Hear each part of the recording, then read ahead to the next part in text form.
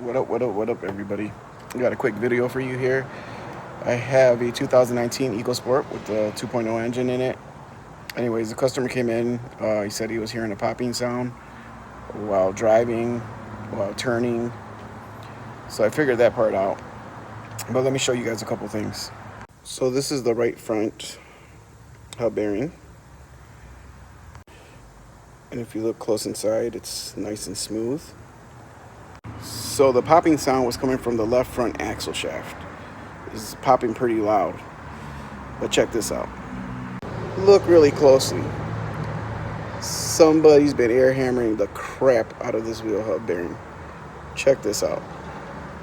So what I do, put it out left front axle shaft, hub and bearing assembly, and the customer gets upset. Said, why? I just had it changed. So I told him, I don't know what to tell you. Sorry.